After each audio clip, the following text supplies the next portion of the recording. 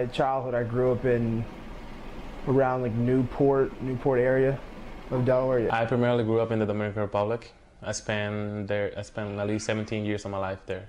When I came up here, my father lives in Passaic, New Jersey, so we went to school in Passaic, New Jersey. Newark. I'm born and raised here. Lived literally in the same house my whole life. I was born in Lewis, but I lived most of my life in Georgetown, Delaware. I grew up in Sussex County. I mainly grew up in the Georgetown area. Well, I was born in Seaford, Delaware, but I lived in Georgetown for about 13 years. There's like a big Latino community there. So it kind of felt like it was fine. I'm not really sure how to describe it. But there is like kind of like a separateness, I guess, like, because all you see is like Hispanic people. And then you do see like other races and ethnicities there, but like everybody had their own little community. Race Street is kind of what they identify as Kimmy Street now. Those are the terms that they're using. That is mainly the Hispanic population in there. You'll see a lot of Hispanic shops, Hispanic foods, a lot of newcomers and people who have been here for years established there. Then north, let's say towards the west side of Georgetown, you'll see more of the Caucasian group. And then everybody else is pretty much scattered around. So not too much of a difference, but it's still visible enough so that somebody growing up, like a newcomer or a child growing up, can definitely identify that. But it was cool because you had Guatemalans, Mexicans, people from El Salvador, Honduras, Colombia, Venezuela. So it was like all Hispanics, but different countries, with different cultures, different foods, all that stuff. So it was really cool. It's like the Hispanic Heritage Festival, and a lot of people just come together. There's food, there's music. It's great. I miss it every year because I'm here. Delaware is my hometown.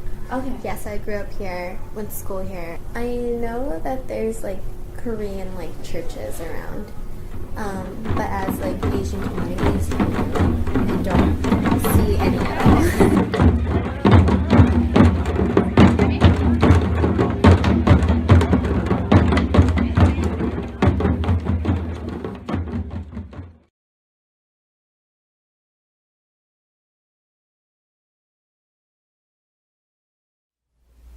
Ever since I was like 3, me and my dad actually moved into my aunt's place. It was a trailer. And my aunt was more like, when you come to the house, you speak Spanish. When you go to school, you can speak however English you want, but just when you come home, it's like, you speak to me in Spanish, you don't come speak to me in English. I will speak, so my grandmother lives with us, my maternal grandmother. And then it's my dad, my mom, me, and my brother. And my brother and I will speak English to each other. And then we'll sometimes speak Chinglish. We'll speak a combination of Mandarin Chinese and like English to our parents when they talk to us, and just Mandarin to our grandmother. Was responsible for my younger siblings for their school. I suppose I was their teacher slash tutor slash mentor, giving them help on their homework, and also in the middle of doing all that, doing chores. So I guess like as far as like what traditions to like keep alive, we are very close knit, and I think that's like something very common in Hispanic families in general. Like, I would think that's what I've seen. But for ours specifically, like every time there's a family gathering, no matter what, the entire family is going to be there. All like my mom's side alone, there's 30 of us. But it's great. It's wonderful. Like I did have like regular chores, you know, like regular children would have, but then again, like you said, I was a big translator, not just for my parents, but for other family members, like my aunts and uncles. Like whenever they had phone calls, you know, they would call me to like translate for them. If they had letters that they didn't understand, you know, I would always translate those. If they needed to go to a doctor's appointment, I would go along with them to translate. So I would say like, yeah, I've done a lot of translating in my life.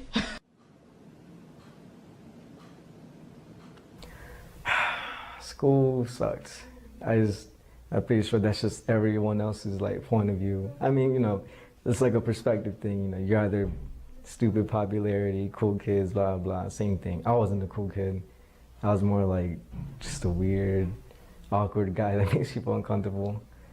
Not necessarily. I was just kidding. But yeah, I wasn't like. It was just kind of hard. I mean, I had friends, but it was typically like Hispanics, but it was at the same time, it was a little weird. It was kind of rough because I also had a bully throughout school and then high school. High school was the worst. That's the worst time to be, not in the in group. But at the same time, I don't regret anything. Cause like, I wish I kept it like that. I wanted to be like that because it made me to the person I am today. Like, I would want to be friends with my Hispanic friends, but like, I always felt like I wasn't, I guess, Hispanic enough.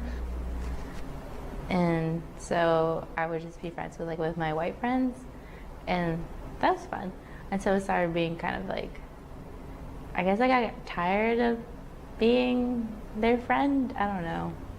So I went back to my Hispanic friends and I liked it. So I just felt like I was like the token Hispanic friend. And like, I didn't really I mean, they always kept pointing out that I was different. It's like, oh, you're Mexican and stuff like that. And I got tired after a while. I was like, okay, I don't like this anymore. In the beginning, it felt as though I was like the only one there of like my kind, There was race issues for a while because it felt like I was like the only one, and Delmar is kind of like redneckish. Yeah, like very southern. And then the times changed, and I didn't really change myself, so I guess like that's why I had like the harder end, because I didn't really conform. I was still stayed myself.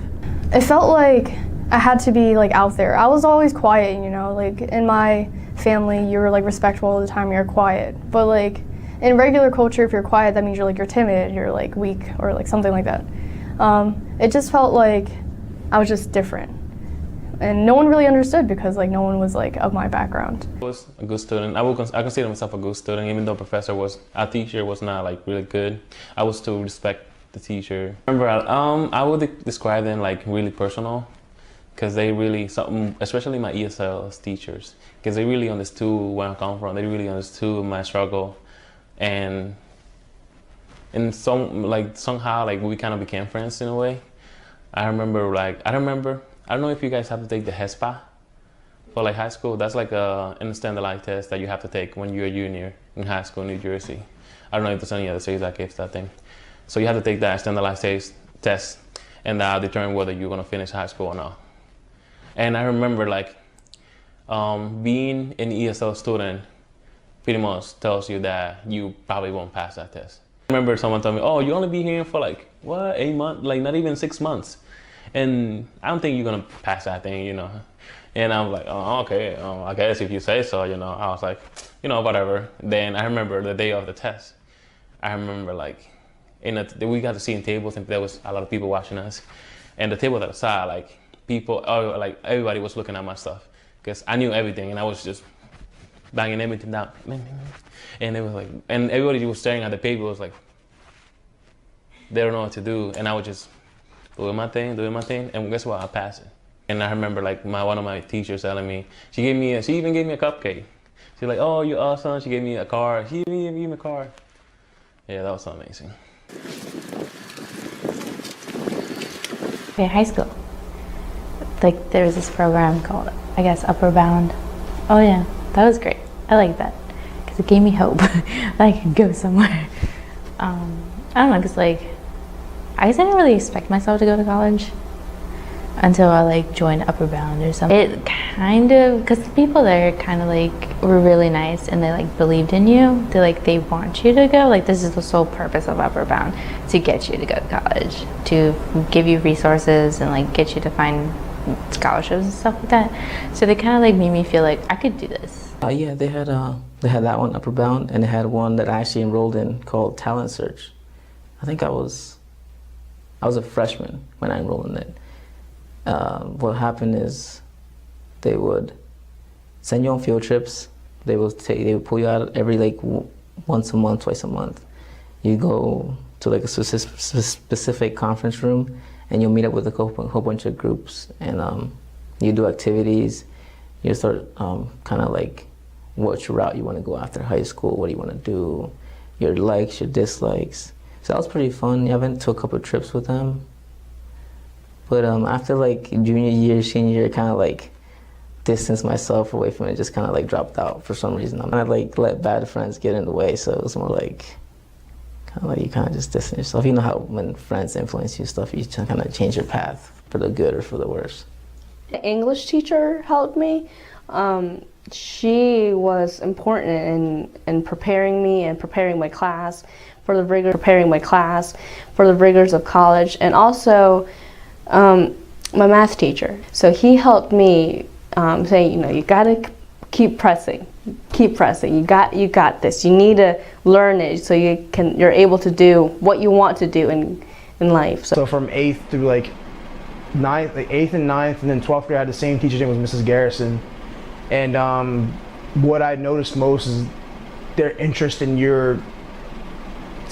you to succeed. So if like you're not doing well, it's gonna be brushed aside. Like in public school, I'm not saying public school was bad, but it was a small class compared to me in public school. So the teachers would actually talk to you.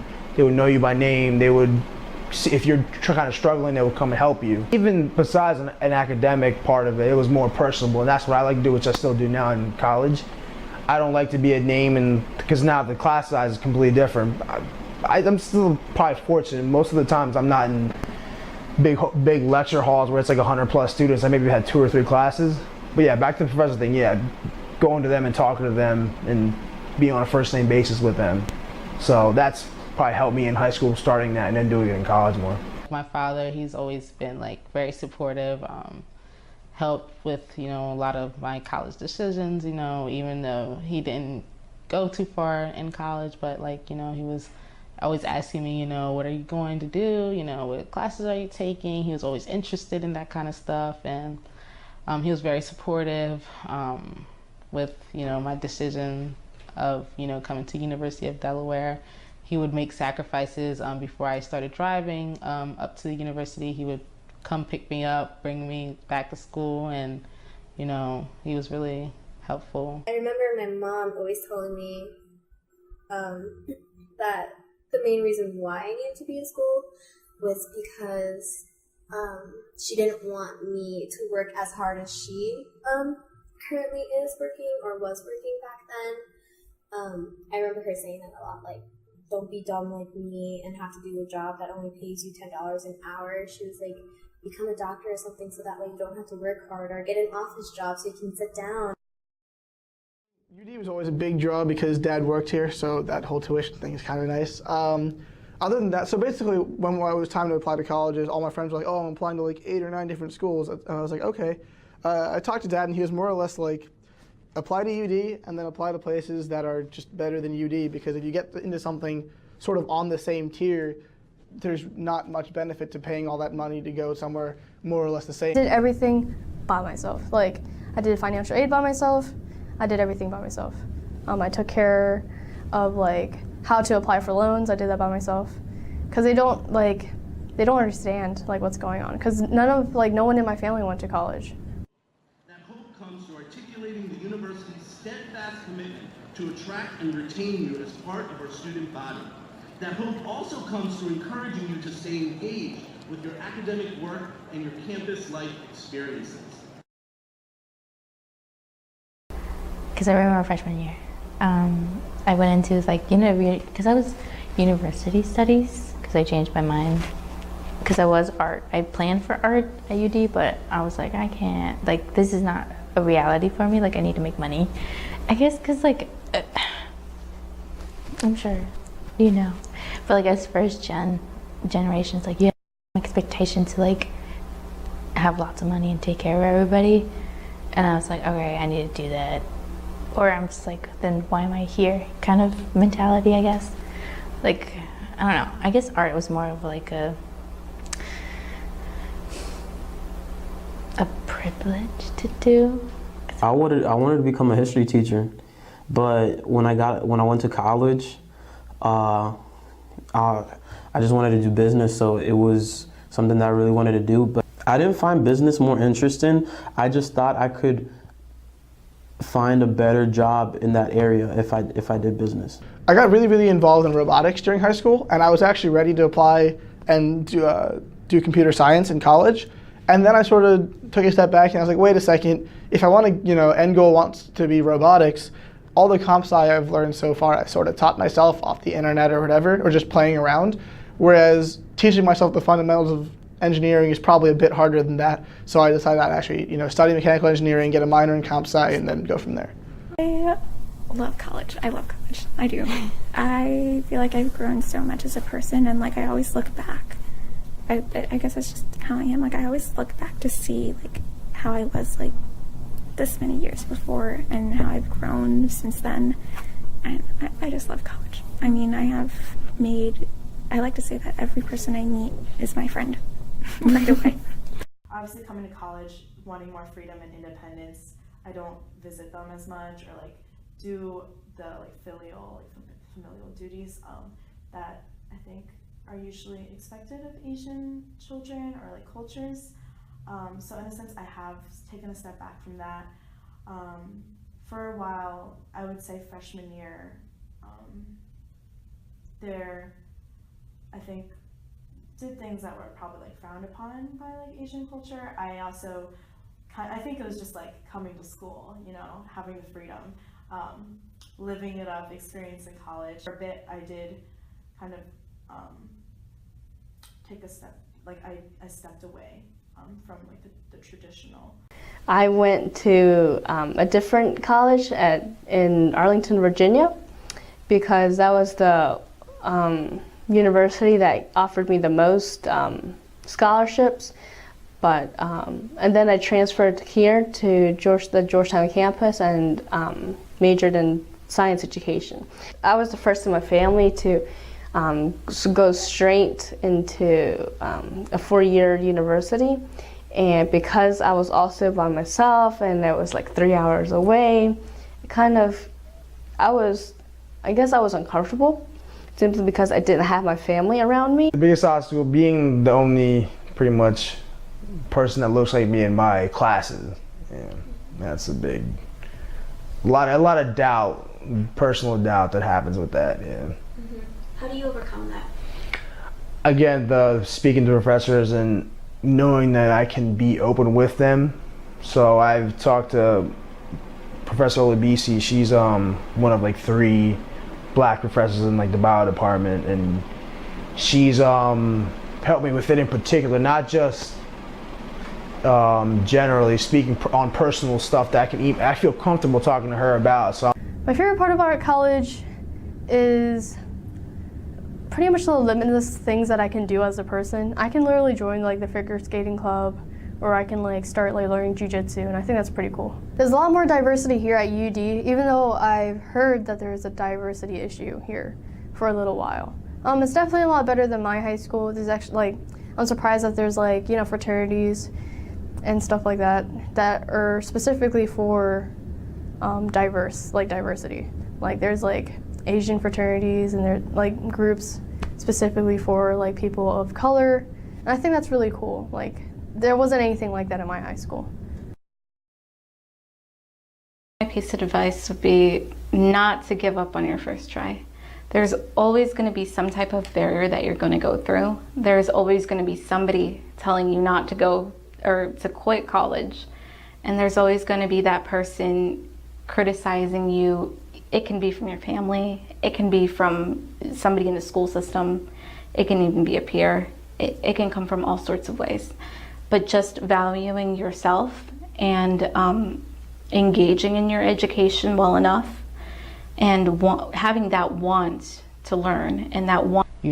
College is a great opportunity to, continue to grow intellectually and to, become something that, you can, like your parents can be proud of, your family can be proud of, and in return, give back to your community. I plan on trying to give back as much as I can to the Haitian community. I want to do things to help out in Haiti, and wherever you're from, you can definitely help out those people. Never forget where they come from. It's a big thing. and always, every time you do something, know that you're representing a lot, not just yourself, And I would say just we are capable of many things that we don't even know about, and just if you don't just let your background, what's the name of the quote?